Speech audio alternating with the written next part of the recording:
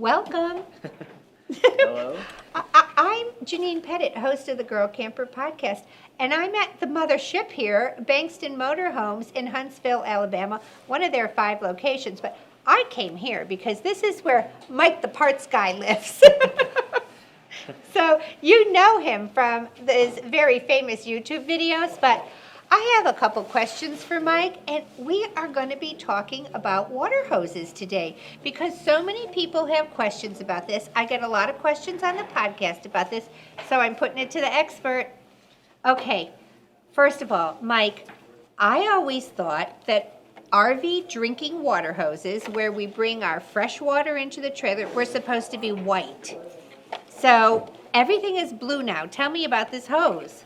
Okay, so the old misconception was that a white drinking water hose was RV friendly, basically.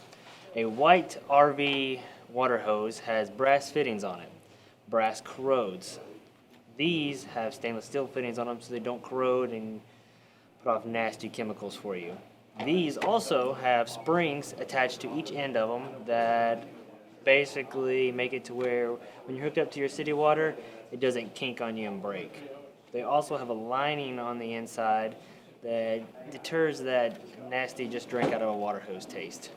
Okay, so if we had a green water hose from home, which I used for years, I'll be honest to say, I just bought a hose and you know, they're not threaded correctly, so my husband fixed it so I could hook it up. And I didn't know that was bad, but now I know that leaches a lot of chemicals. Lots of chemicals into your system. And yes. yeah, okay, so we don't want the green garden hose, and we don't want the white ones because they have the copper fittings. The brass fittings, The correct. brass fittings, and they corrode and give off chemicals and leads and metals into your water. Correct. So this is the drinking hose of choice, the blue one with the stainless steel fitting. Correct. Okay, now I have to ask you more about. I have a little pile. That's okay. Okay. Let's look at it. So, what is this for? It says flexible hose protector. So, is that in case you didn't buy one of these? Okay, so the flexible hose protector, it's not necessarily if you have one of those, it's more or less when you're adding attachments to your camper, like a water pressure regulator or a water filter or anything heavy. This takes the weight of that heavy object that you're adding. So you would screw one end into the camper, the heavy object into the other end to relieve some strain. Okay, so this actually gets attached to the camper, and then, you said it, water pressure regulator. Correct. All right, I'm going to fess up here because we're honest at the Girl Camper podcast. I've only been using one of these for 2 years because when I get to the campground, most of them have a spin dial, okay? And so I just turn it on low. So I'm regulating the pressure myself. Of course, I have no idea what I'm regulating it to, but why can't we do that? Okay, so the reason that we can't do that is because we don't know the exact pressure that the campground is putting out. They may say they're putting out 40 psi, but in reality, they're putting out 80 psi. Okay. That is not good for our camper. So by just turning the dial slightly, we're stopping some of the flow, but we're not stopping all of the flow. We have no way of knowing exactly what's coming through. Okay. With the water pressure regulator, we can know exactly what's coming through. This one right here has a dial on it to allow you To see what's coming in. Exactly what's coming in. This one also comes preset from the factory at 45 psi, which is a safe psi for your camper. Take an example, these campers right here. Right. The Max and the Mini from Liberty Outdoors. They have a max PSI of 50, so 45 falls directly under that. Okay, so it's like they knew. They knew exactly what they were doing. Someone told them, gave them the heads up. So if you're not one for playing with it or adjusting it, it comes all set. But this does have an adjustable one, too, if you wanted to increase or even decrease it. Correct. If you had a fifth wheel, for instance, that can handle a little more pressure, you can bump it up a little bit to get it more like a at-home feeling. Okay.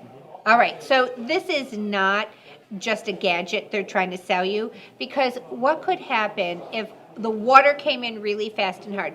What could that do to your trailer?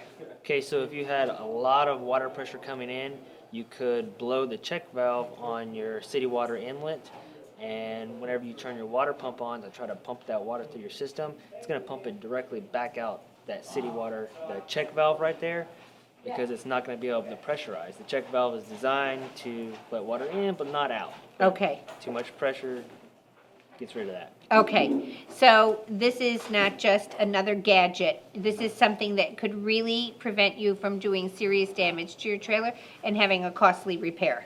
Correct. Okay, moving on to my little pile. Okay, this is a hose elbow.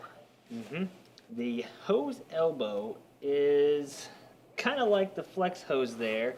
It does the same thing, but it gives you a 90-degree angle on it. So you don't have to deal with the hose a little bit. It also makes it a lot easier if your city water connection is in a tight spot. Which mine is. It makes it a lot easier. You just screw this right on, and then you have a little more room to play with. You're not messing with it, yeah. Exactly. It's I'm taking this home with me because that was an issue for me the whole 3 weeks I've been on the road, and it has a little door and it all closes and I can't get it to. So I don't care about the door. It's all plastic and sealed, but getting that thing on and off at the campground was not easy. And I had this on my old trailer and I really liked it. Well, here you go. Oh, thank you. Thank you. Now, but it is copper. It is. Do they make this in stainless steel? It's brass. I'm Okay. not 100% sure if they Oh, that's make it. better. Okay. It's a little better than copper, but it still does corrode. Okay. So that's just 10 years from now? Yeah, that's just something Yeah. that we have to keep in mind, and Okay, so this manage is like accordingly. $5.99, so we'll eat that every 5 years. Yeah, exactly. Okay, last thing is this water filter, the RV Marine water filter. Tell us all about this. Okay, the RV Marine water filter.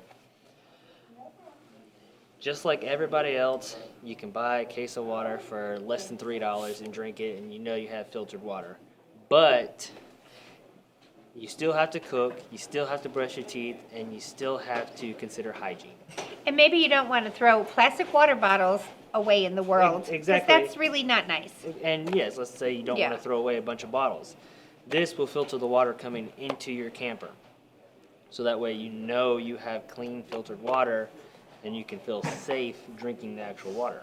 Okay, so this is just like at home. If you don't have the best tasting city water, you can put this on there. All the campgrounds are different. You don't know. Somebody might have a nice deep well and somebody might not.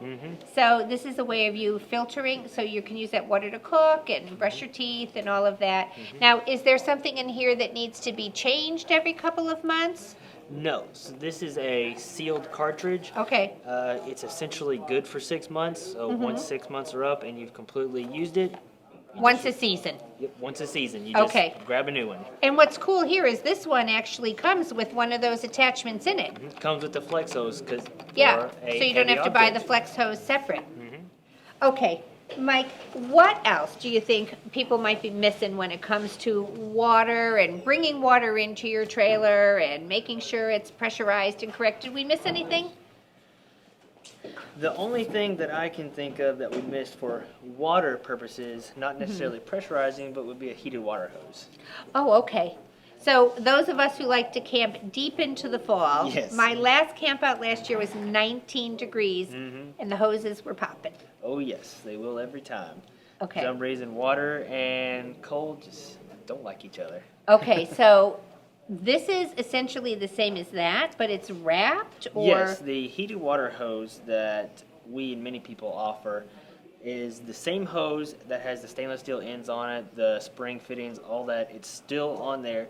They just come with a sleeve that wraps around the hose. You can zip it on and off, and it heats the water hose to allow the water coming through to stay heated and keep your hose from breaking, and to ensure that you have heated water coming into your camper to keep your pipes and fittings and everything warm as well. Right, okay. So that's a great tool for people who want to extend the camping season. Yes, it is. And I think it's something that you should just have on hand, like a backup in your storage bin, because you just don't know. I mean, we were camping in Yellowstone last year in July, and it dropped down to 29 at night. Mhm. So you should just have one of those. You never know, and like I said, you don't have to plug it in. You don't have to have the insulation around it. You can use it as a backup, as a standard hose if your regular hose breaks, or if it's gonna suddenly drop, you have it. You don't have to worry about Okay. are my pipes gonna freeze. Right. So just a few more items to add to your RV shopping list. Just a few more. Just a few more. We want to be safe and happy out That's on the correct, road. yeah. Mike, thanks so much. No problem. It's Thank great you. chatting with you, and I'll see you on YouTube. Thank you. Happy trails.